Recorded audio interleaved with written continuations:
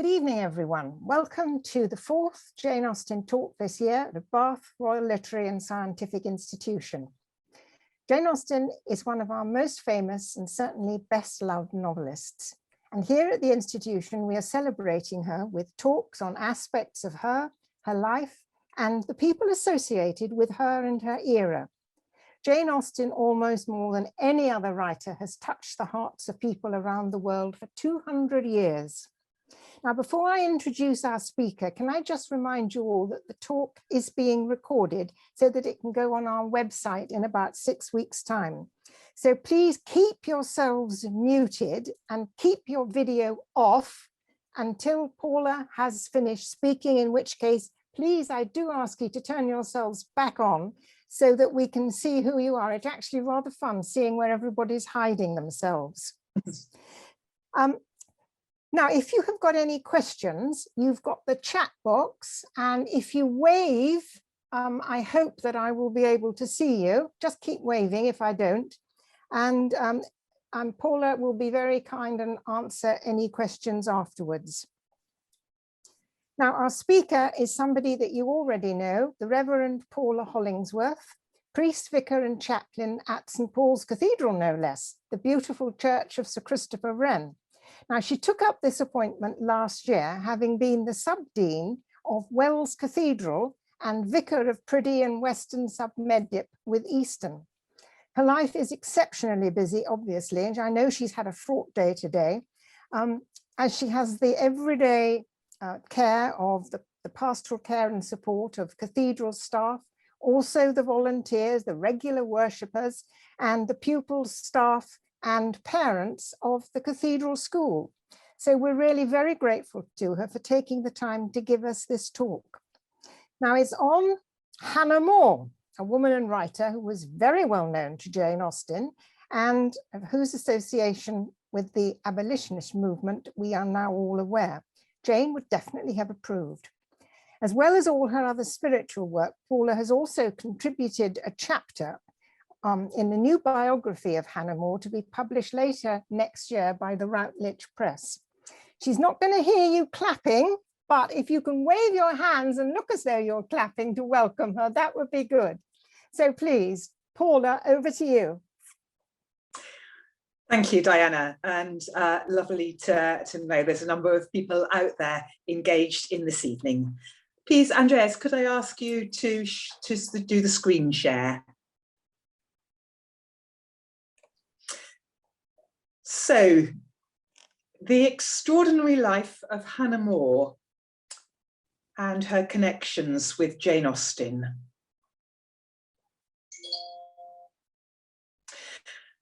You'll see from their dates that Jane Austen's life was right in the middle of the long life of Hannah More.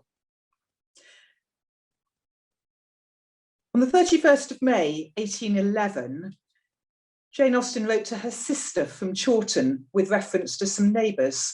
They're all reading with delight Mrs. H. More's recent publication.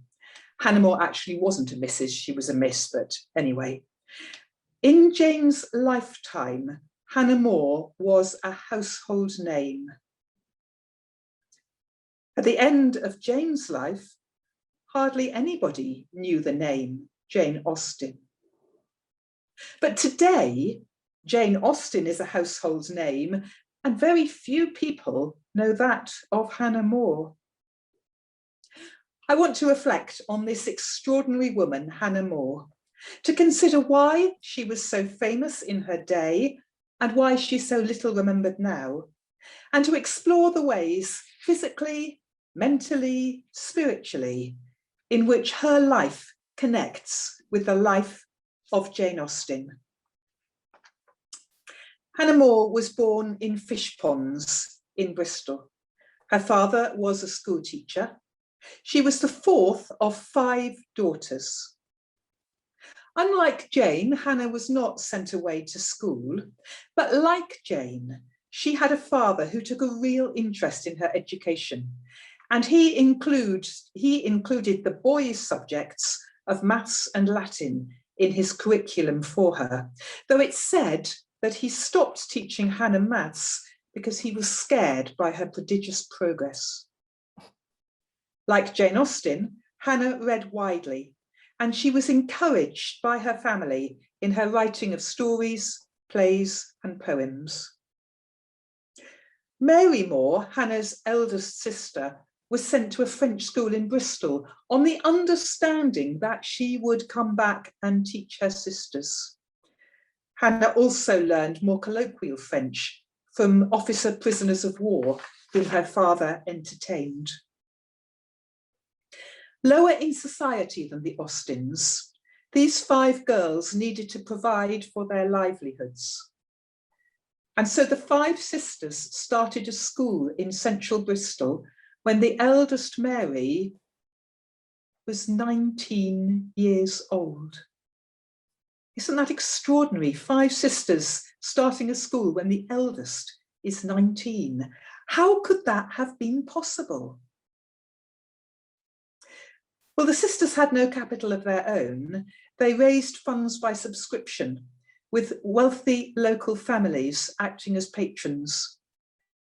The Moore's father's patron, Norman Barclay, probably played a very significant role. And in the role that he played in therefore starting the school and promoting the sisters in other ways, meant that rather like the patron of Jane Austen's father, such a person actually played quite a significant role in getting them started in life. Another reflection, I think, is that Bristol was a city that was strongly influenced by the merchant venturers and was perhaps more encouraging and supportive of new enterprises than other more traditional towns or cities may have been. And my third reflection was that the family was all girls. They had no brothers. Jane Austen's family, think how often they turned to Jane's brothers when the family's women were in difficulties. The Moore girls had no brothers to turn to. They had to find their own way. Hannah was 12 when the school started, so initially she was a pupil there. She soon moved to being a pupil teacher and then a full teacher. She made the most of opportunities to further her own education. She studied classics through a tutor at Bristol Baptist College. She was soon translating in and out of French, Latin, Spanish, and Italian. She did theological study with a neighbour, Dr. Stonehouse, and she went to public lectures whenever she could. Next slide, please. The school did well and moved to premises on 43 Park Street, where they could accommodate 60 pupils. Obviously, Park Street didn't quite look like that. The school provided a general arts education with dancing, music, and regular trips to theatre. There was enough that was fashionable to attract Bristol's increasingly prosperous merchant classes to consider that this was an appropriate school for their daughters. And through her teaching, Hannah was able to develop her own thinking on girls' education. She began to write for her pupils, including fairy tales, and she used drama whenever possible, always avoiding rote learning, always seeking to stimulate the girls' imaginations. She began to see the importance of providing intellectual, spiritual, and moral formation within education to, in her own words, enable people to judge and to reflect. She wrote sacred dramas which were performed by the girls, and these gained general acclaim around Bristol and were published. Her play, The Inflexible Captive, a story about patriotism, honour and virtue, was performed at the Bath Theatre Royal in 1774, and her kind neighbour, Dr. Stonehouse, sent a copy to David Garrick. Bristol's booming population attracted many of the country's cultural elite, and the city provided Hannah with a thriving intellectual and cultural life. The growing status of the school and the acquaintances that she made through her pupils' parents enabled Hannah to develop significant relationships and provided opportunities for her talents to develop and her life's passions to form.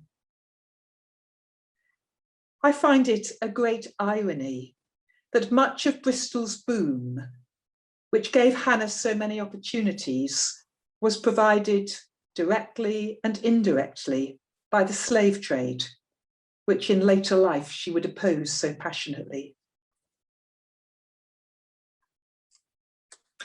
Through two of the school's pupils, Hannah met their cousin, Edward Turner. He was the owner of Belmont, an estate a few miles southwest of the city. Next slide, please. The estate of Belmont was next door to Tintsfield, and a few decades later, the estates were combined, the whole estate now being known as Tintsfield. Now it's in the hands of the National Trust. So these two pupils of Hannah invited Hannah to stay with them when they visited their cousin. And though he was nearly 20 years older, an attachment developed, and Hannah and Edward Turner became engaged. Turner particularly enjoyed her poems, and he wrote them out in large writing and pinned them to trees on the estate, a practice that the National Trust recreated a couple of years ago. The engagement between Hannah and Edward lasted 6 years, and 3 times Turner postponed the marriage, the third occasion being on the actual wedding day. By this time, Hannah was 28 years old.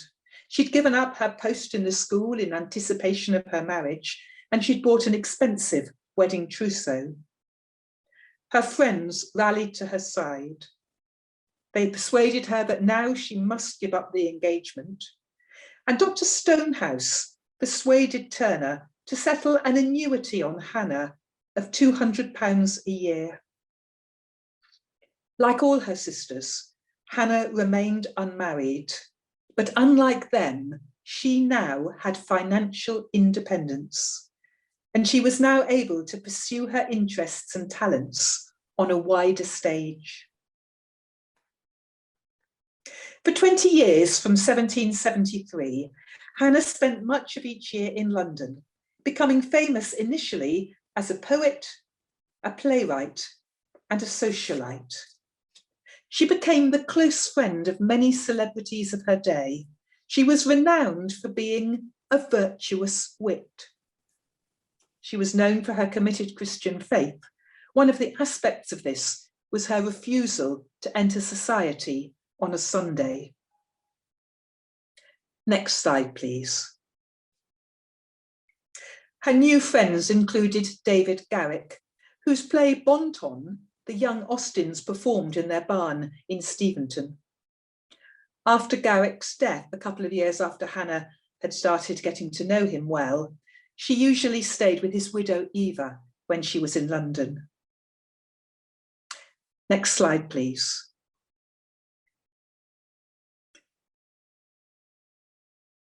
Sorry, and the next one.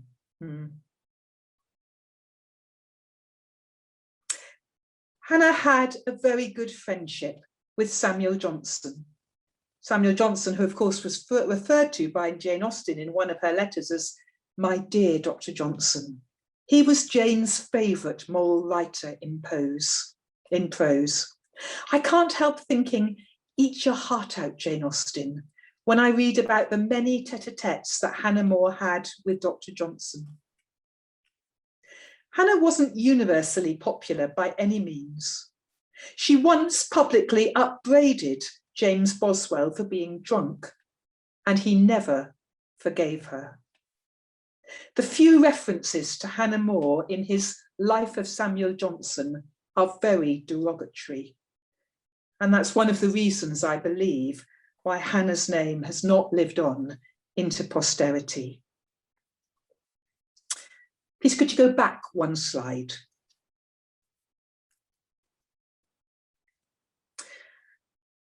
But like Jane Austen and Bath, Hannah soon grew weary of London life. She soon found that she preferred smaller gatherings to large assemblies, because what she was looking for was intelligent conversation. She was drawn more and more to the group of women who were known as the Blue Stockings, though occasionally men could be present as well.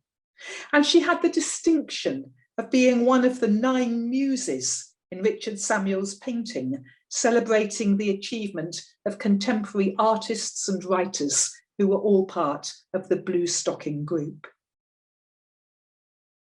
But in time, Hannah's evangelical convictions grew stronger, and the tensions between her virtue and her wit became greater.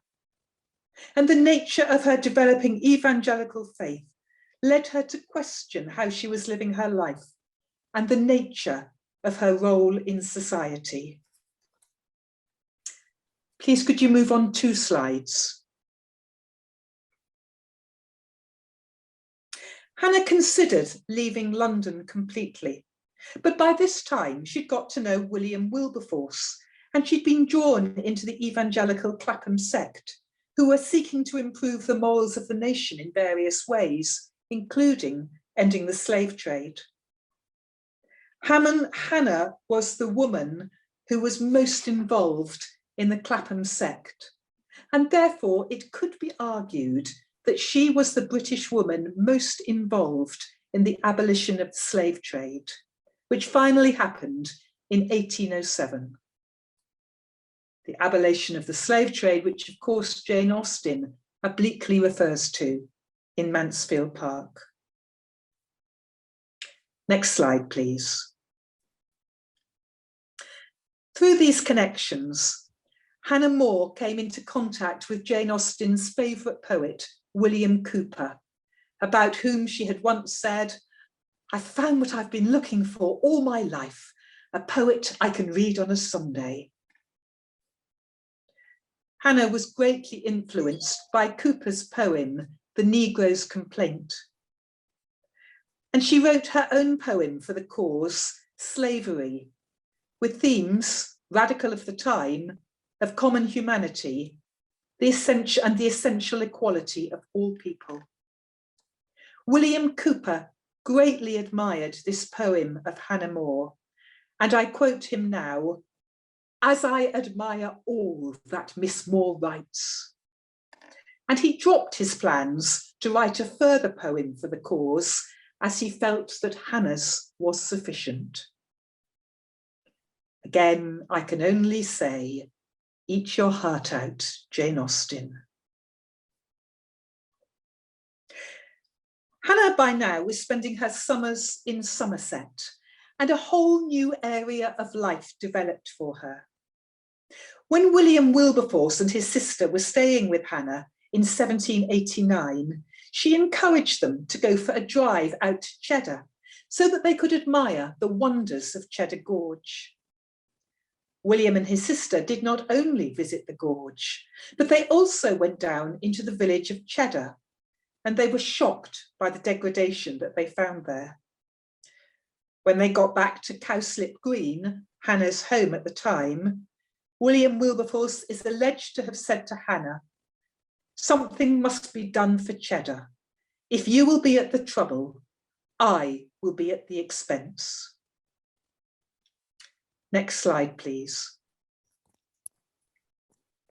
Hannah responded to that call, and the next 20 years or so were devoted to setting up schools, including a daily school, Sunday school, and apprenticeship-type training for older children.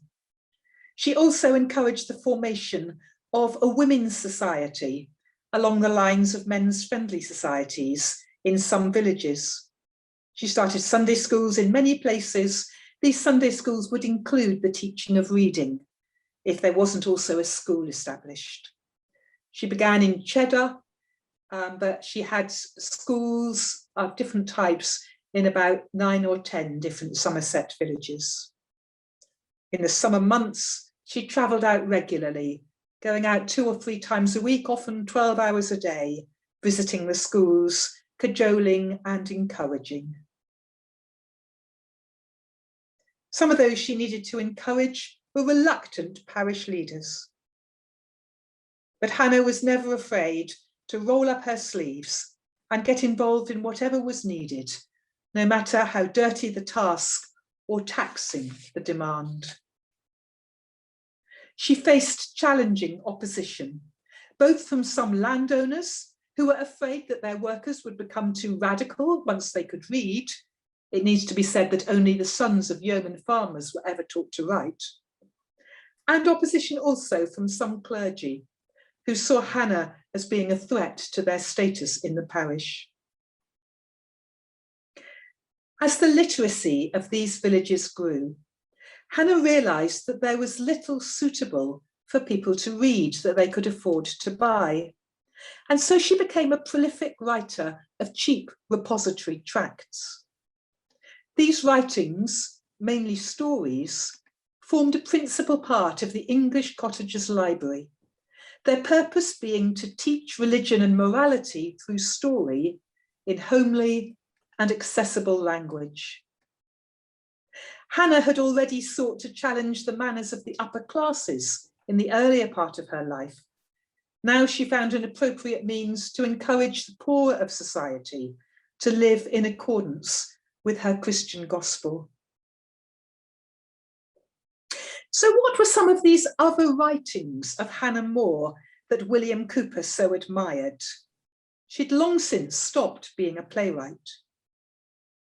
In one of her books advocating the reform of manners, written in the 1780s, entitled Thoughts on the Importance of the Manners of the Great to General Society, she challenged the upper classes about their mode of life and called on those who were leaders of society to be models of good influence through their good character, through honesty, integrity, and sobriety.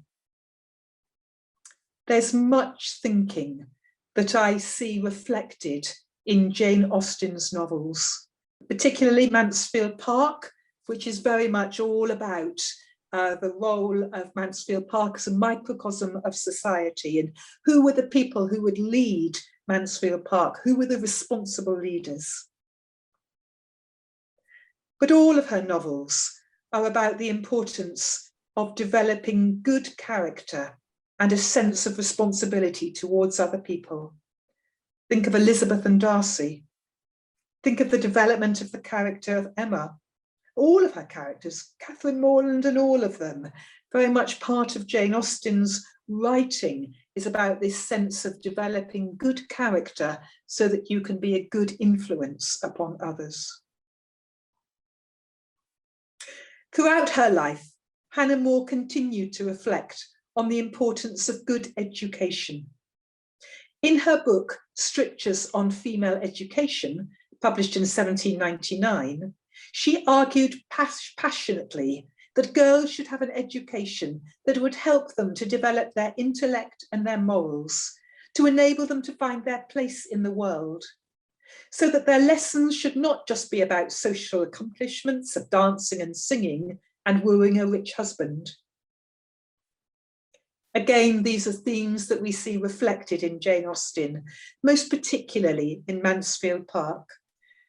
At the end of Mansfield Park, Sir Thomas Bertram reflects on the deficiencies of his daughter's education, who'd been taught just to win a rich husband, all the social accomplishments, rather than the way that Fanny had learnt, which had enabled her to develop her moral character and to be a moral influence on others. So there are parts of strictures on female education that I believe Jane Austen would have been entirely at one with. However, for other reasons, strictures would have raised her ire, for it included her suggestion that novels should be censored, claiming, and in Hannah More's words, the corruption occasioned by these books, that is novels, has spread so wide and descended so low as to have become one of the most universal as well as most pernicious sources of corruption amongst us. And she called for the banishment of novels from dressing rooms and libraries alike. Oh dear. Oh dear indeed, for a few years later, the Austen family were to live just a few hundred metres away from Hannah More. Next slide, please. In 1801, the Austens settled at 4 Sydney Place. If you go to, in a sense, if you see yourself going to the far end of this road and you turn left, you will arrive at 4 Sydney Place, where the Austens were spending their winters. Nearer to where this picture is drawn, just on the right-hand side, was number 76 Great Pulteney Street. After they had closed their school, because they'd retired, Hannah's sisters had moved here to Bath, and Hannah would spend much of each year with them. And so in the winter of 1801, Jane Austen was living at the far end of this street, and Hannah More was living at the near end of this street. Hannah shocked Bath by worshipping at the nonconformist Argyle Chapel in the evenings, because she couldn't find an evangelical Anglican church in Bath. But she made a great point of worshipping within the Anglican fold in the mornings. Next slide, please.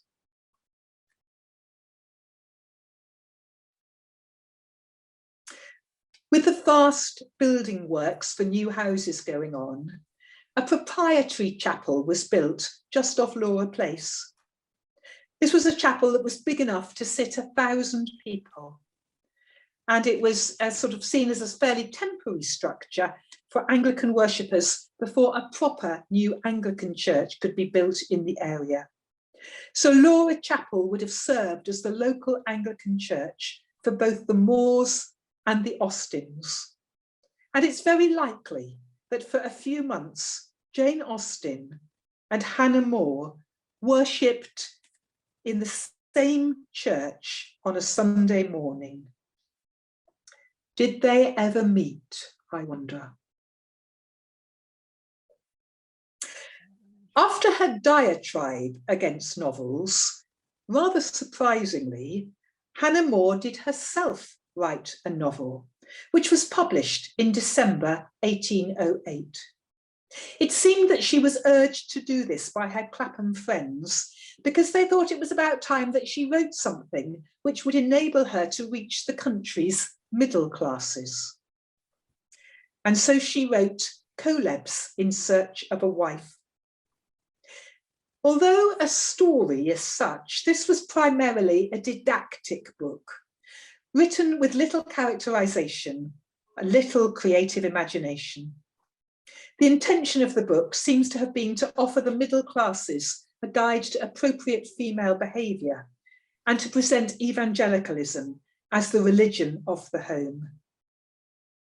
Jane Austen, no doubt always remembering Hannah More's derogatory words about novels, was not disposed to like Coelebs. She also heartily objected to the character of her very evangelical cousin, and she disagreed personally with many of the tenets of evangelical doctrine. "You have by no means raised my curiosity after Caleb," she wrote to Cassandra, her sister, after Cassandra had written to her, encouraging her to read the novel. This was January 1809. "My disinclination for it was affected, but now it is real. I do not like the evangelicals."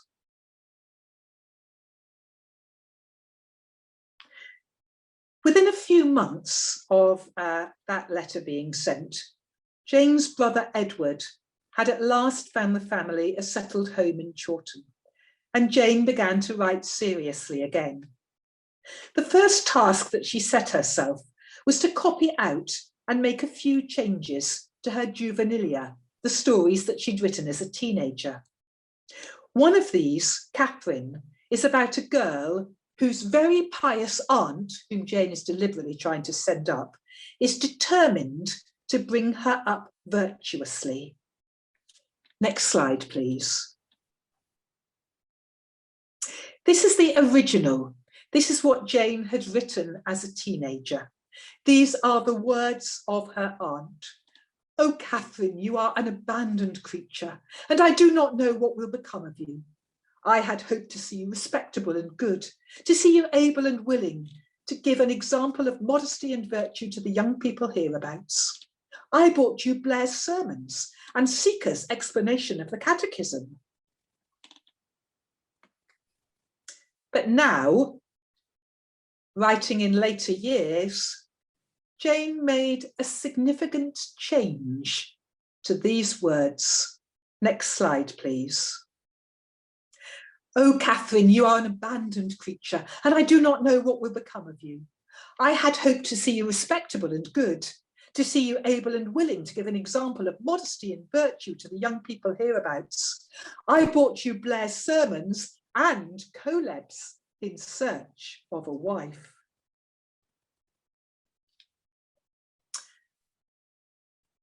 But despite Jane's sending up of it and her comments to her sister, for the remaining years of Jane's lifetime, Coelebs was widely read throughout Britain and Europe. But after Jane's death, her brother Henry used a comparison with Coelebs to reflect on the very subtle way in which Hannah brought her Christian faith into her novels. And as I said, he did this by comparing her writing with the way in which Hannah More wrote in Coelebs in Search of a Wife. Next slide, please. So this is Henry Austen writing after Jane had died. "She might defy the most fastidious critic to call any of her novels, as Coelebs was designated, a dramatic sermon. For when the purpose of inculcating a religious principle is made too palpably prominent, many readers, if they do not throw aside the book with disgust, are apt to fortify themselves with that respectful kind of apathy with which they undergo a regular sermon, and prepare themselves as they do to swallow a dose of medicine, endeavouring to get it down in large gulps without tasting it more than necessary." Next slide, please. Soon after the publication of Coelebs, Hannah began to retire from public life, and she began her next and her final writing project, a series of devotional books about the nature and practice of the Christian faith. The first of these, Practical Piety, was the book that Jane found her neighbours reading in 1811 when she said, "They're all reading with delight Mrs. H. Moore's recent publication." Jane herself had her first novel published, Sense and Sensibility, by this time, but of course it was published anonymously.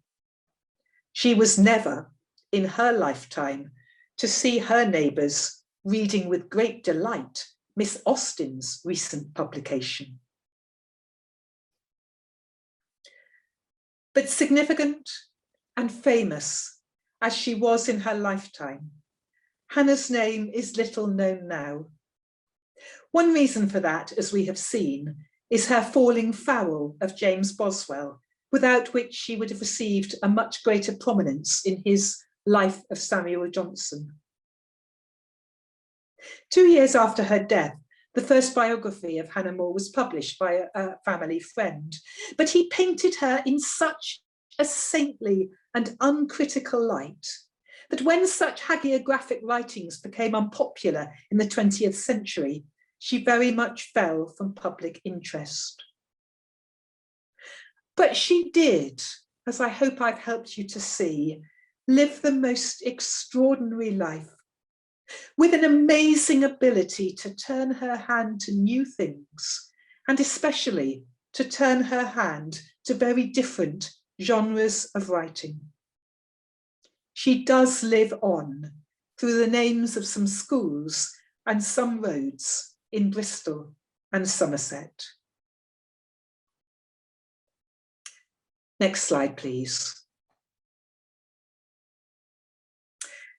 And of course, Jane Austen, who strongly agreed with some of Hannah's words and beliefs and violently disagreed with others of them, has had her opinion of the value of a good novel utterly validated over these last 200 years.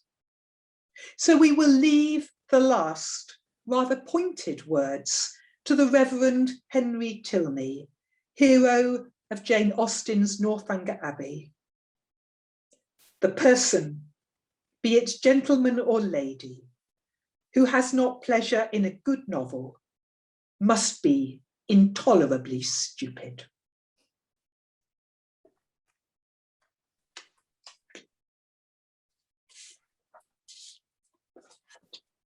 Well, that was wonderful. Thank you very much indeed, Paula. I've got lots of questions. I don't know if everybody else has. I can see quite a lot of people here. I can see Nikki Morrison, Betty, who else? Liz Vincent, I know I've seen her before.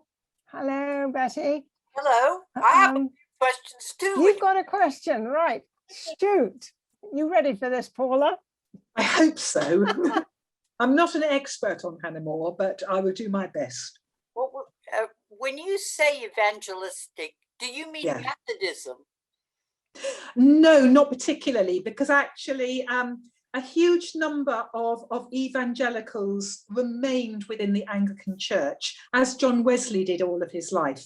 But a group of them felt, later, a group of them felt that actually they could no longer be contained within the Anglican Church. And so the Methodist Church was formed. The word Methodistical came into formation before the word Methodist began. So there were a large number of very ardent evangelicals within the Anglican Church, one of whom was Jane Austen's cousin, who was a vicar of Yoxtal in Staffordshire. And Diana, if I can go on, the chapel, Laura Chapel at 22, it had that number now. Where is that exactly? Yes, I mean, the chapel no longer exists. It's where Henrietta Park is. If you go into Laura Place and you turn into Henrietta Street, on your right, there are two ways through the building, and one of them has Laura Chapel over it, because that was the way into Laura Chapel. So the building no longer exists. If you go through that now, you come into Henrietta Park. So all that's left is the name on that lodestone. And finally, when you say she was part maybe of the Blue Stocking group, yes, is this mainly in London, or was it also true in Bath? And mainly in London. So the group with Harriet Montague and others, that would mainly have been in London. Yeah. Okay, thank you. I'm sure she would have looked for like-minded people in Bath, but we don't have any record of if she found any. And yet she was living, which is something I didn't realize, that she was actually living up the road from Jane Austen. Yes. How long was she there in 76? Well, I think it was just that one winter. For me, another fascinating thing is that for a few months of that time, William Wilberforce was also lodging in Great Pulteney Street. Yeah, so William Wilberforce might have been in that chapel as well. Yeah. So it's another great regret that we don't have any of Jane Austen's letters to Bath, what they might have told us. Yeah. Yeah. Well, unfortunately, she had her sister with her. So, you know. Yes. Yeah. Yeah. Her main correspondent. Yeah. But she could have written to, to other friends. Yes, she could have done. Have we got anybody else with any more questions? If you put yourselves, if you unmute yourselves and turn on your video, then I can see if you're waving. Or are there any questions in the chat box? Hang on, let me just check. Right, there's the chat box. Oh, well, in that case, I've got another question.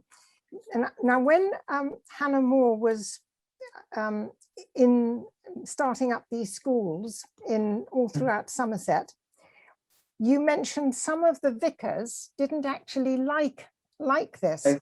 Well, the two vicars that I know about, who, because I've got their diaries, one was John Skinner, who was at Camerton, and the other one was William Holland, who was in Monkton Farley and then in Overstowey.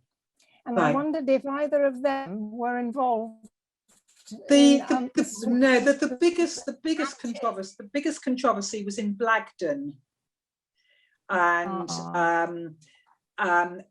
actually that became a sort of national controversy, and there were actually Hannah was recommended to go to litigation because she was being such untruths were being spoken about her. So that one got very, very nasty. There were a couple of others that were quite difficult, but in other places, you know, the schools absolutely flourished. And so the literacy rates were transformed. It has to be said that the number of people in church dramatically rose. So I think while the vicars might have felt a bit threatened by her, you know, they saw the benefits, they really saw the benefits of what she was doing. I think I also want to, I came from Somerset villages that had friendly societies, so I was aware of the significance of those. So friendly societies, before the days of trades union, the men would pay in a few pennies so that if they got sick, they would then receive a payout, or a payout was made possible, you know, on their deaths. So there was a similar thing for women. And so they would receive help, you know, at the time of their confinements. And and were given a lot of, you know, practical classes in, you know, homemaking and nutrition and whatever. Did they have to pay for it in some way? They would pay. They would pay a couple of pennies a time. I mean, I don't get the impression that the cost of doing it was prohibitive. So you'd pay a fee. You'd pay a small fee so that you then got a handout in a time of need. Yeah. I wondered. You mentioned that the Negro's Complaint, which Cooper wrote. Did Hannah know Thomas Clarkson? Well, yes, she would have done, because yes, he was very much part of the group. Yeah. Another part that she played, perhaps I could have mentioned that, because she was known to be somebody who had so many contacts and connections. She was asked to send out the material, particularly Thomas Clarkson's maps and the diagram that he did of a slave ship. So she wrote an awful lot of letters to all the people that she knew, who were many. And so she was responsible for the dissemination of quite a lot of Thomas Clarkson's material. So that was another really significant role that she played. Yeah. Well, the other thing is a bit more frivolous. Do we know why the fiancé kept putting off the marriage? That must have been awful. I think, well, absolutely awful. We might be able to guess, but I'm not going to say that publicly. I did. He never subsequently married. No. Yes. Well, that does. Yes, you know, it was 6 years. Yeah. But again, if she had married. You know, we say this about Jane Austen, don't we? We say, thank goodness Jane Austen didn't marry. If Hannah More had married, you know, how completely and utterly different her life. She'd have spent her life in Belmont, you know, on the Tinsfield estate. You know, all of those things would have happened. She wouldn't have played that part in the abolition of the slave trade. It is extraordinary thinking of it like that, but it would have been a completely different life. What about? I was very interested in you talking about David Garrick, her great friendship with the Garricks. When that play was put on at the Theatre Royal, and a copy of it was sent to David Garrick, did he like it? Did that produce anything? I don't know, but again, it meant that she sort of had a connection, so that when she arrived in London. Various of her poems were taken up and sent to poets of the day as well. So when she arrived in London, you know, she wasn't totally unknown. And because one of her plays went from Bath to London, you know, so she was already a little bit known. I did read somewhere, I don't know if this is true, you can probably tell me, that actually she was really quite in love with David Garrick. Well, who knows? Who knows? There was no resentment from his wife. No. No, yeah. No. He was devoted to his wife anyway, wasn't he? Yeah, yes, he was. So, yeah. It's just an interesting thought that that she was, you know, and quite an exhibitionist too. Yes, I think so. But she, you know, she did have these really close friendships with men, and so, you know, she and Samuel Johnson, you know, would be in the corner of the table talking and laughing away. There isn't any suggestion that there was anything, you know, romantic there. I mean, I think she really valued people of intellect and people of brains, you know, who could converse with her. And I guess she couldn't, there weren't many women that she could, until she found the blue stockings, there weren't many women she could do that for. So what she loved was stimulating intellectual conversation. So maybe she loved it. We don't know whether she and Jane Austen met, because that was exactly what Jane Austen liked, stimulating. Right. And this is why I say they have so much in common. And much of their thinking, you know, from some of the writings of Hannah More, the thing that she wrote about responsibility in society, things she wrote about, you know, girls' education should bring them up to be a significant moral influence. That's absolutely Jane Austen. So they had so much in common, but, you know, so much in which they differed. And of course, the way in which, you know, I'm very interested, as some of you know, in the way in which Jane Austen wrote about her faith in a very muted, careful way, whereas, you know, Hannah More's was completely different, reflecting Hannah More's very overt evangelicalism. Yes, it is a very interesting hypothesis. I must say, I'm fascinated to realize how close they were in Bath. Yes. We don't know whether they ever met. No. Attending the same church and everything. Possibly, that's my suggestion. Well, no, it's a very good one, and I don't see why they wouldn't have been there at the same time, because she mentions that our chapel, Jane Austen mentions our chapel, and we've always thought that it was the Laura Place chapel. Yeah, and given that Hannah More was very keen to be seen to be going to an Anglican church in the mornings, it's most likely she would have gone to the most local one as well. To be seen by her neighbour. Yeah. The neighbours all saw her going into the Argyle Chapel, which is also very nearby. It's the chapel just this side of Pulteney Bridge, you know. So I guess she'd have also wanted her neighbours to have seen her going into an Anglican church. Well, has anybody got any other questions? Because I think I've been taking up an awful lot of time. Poor Paul has been really on the end of it, but you've really enlightened me enormously. It's been absolutely brilliant. I've really, really enjoyed it. And I'm sure I'm speaking for everybody here. Our next talk, before I forget, we've got Hilary Aiken on July the 15th talking about doctors and medicine. So that should be a bit more gruesome, but nevertheless extremely interesting, I'm sure. But if nobody's got any more questions, I'm going to say thank you very much indeed, Paula. It's really been a very good evening. And dare I say, we'll look forward to another one, maybe next year. Come up with another subject. Anyway, thank you very much, Did. And also thank you to Andreas, who's been doing all the work behind the scenes.